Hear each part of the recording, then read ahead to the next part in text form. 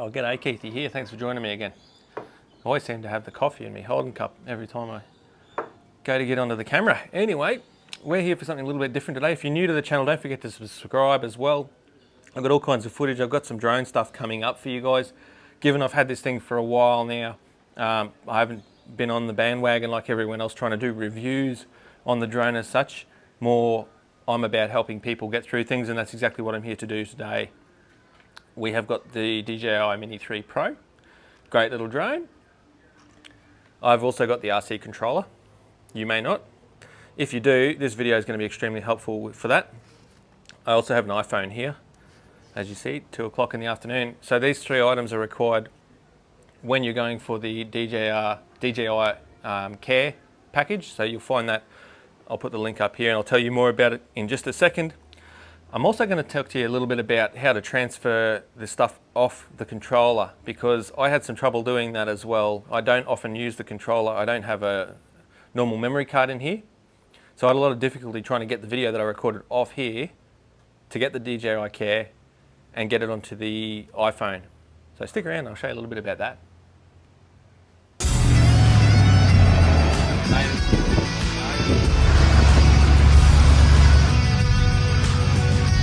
Go without checking this out. You're tearing up tires now.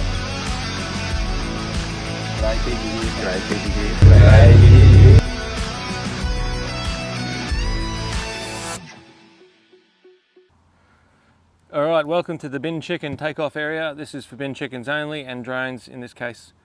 It's a very special place to be. So in Australia, if you ever come over here and you're going to fly a drone, I think it's mandatory. Actually, there might even be law that you need to take off from the bin chicken's new home.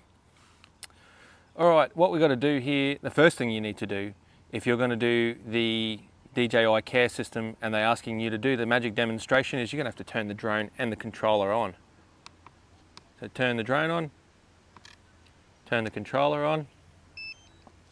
If you're not using the controller and you're actually just using your mobile phone, you're in a bit of luck here, because it's a lot easier to do the transfer of the video that you take from the controller.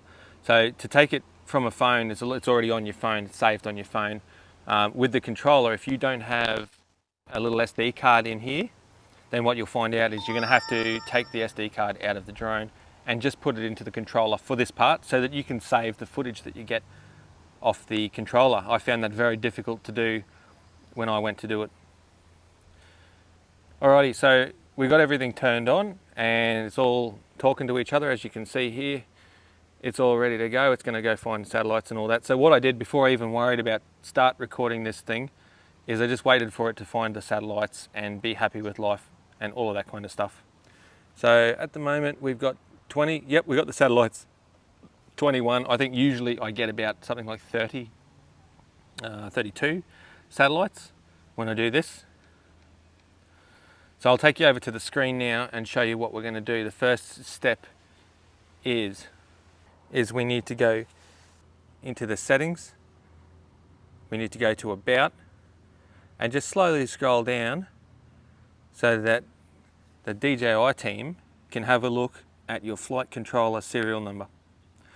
That's the information that they're looking for first. Once you've shown them that, I left it there for about 3 seconds so that they could have a good look at that. I click back out onto the image that the drone is projecting, which is the backyard here. The next thing that they're going to look at when you're doing this is to go back into the settings menu. This time go over to control. With control, scroll your way down slowly and steady. Eventually you'll come across gimbal calibration, and then there's a little arrow on the end. So if you press that, it will take you to do a gimbal calibration. It gives you the option to do auto or manual. Select auto for your calibration. You're going to take roughly 30 seconds, I believe it takes. Okay, next they're going to want to see gimbal go up and down. So we'll go down first, nice and steady, as you can see here. Hello, bin chicken lover. All the way down, and then all the way back up, past 0 to the top. I'll put this recorded footage right at the very end of the video if you want to watch it uninterrupted. so you can see the entire process from start to finish without anything in between it.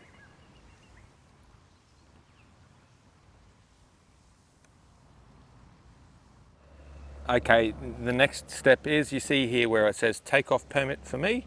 Click on that and it will bring up your pre-flight checks and everything in there. And this is what DJI want to see here, is that everything is okay in here and you don't have any fault alarms up. Otherwise you could be trying to rob them of money. Obviously they want to know that they've got a half healthy drone, and they can see here that everything's looking good. And finally, to finish, we just turn off the screen recording. All right, so what we came across was we got everything sorted here. We made our little video, we got all of the steps in place. Now, the part that I had a little bit of fun with, and hopefully you don't have a bit of fun with, was trying to get the data that I just recorded on the screen of the controller over to the iPhone. If you've got like a Samsung or a Android, I think they're called, phone, I don't think that you're going to have a problem with that, but I did for some reason. I couldn't get the footage when that plane goes past. I had difficulty getting the footage from the controller to the iPhone. Like I said, I don't think it's necessarily a problem with iPhones. I think the Androids might have a bit of a better time doing that kind of thing. So what I had to end up having to do was to get the footage off the controller onto a PC, and then I could put it over to the phone, because I don't know if you guys are aware, but I record and edit and everything, most of my videos, off an iPhone. It's just what I do. It's just how I've done it. It's nice and easy. I can carry it. I can do it anywhere. Even when I'm camping in the middle of nowhere, don't need phone service, boom, nice and easy.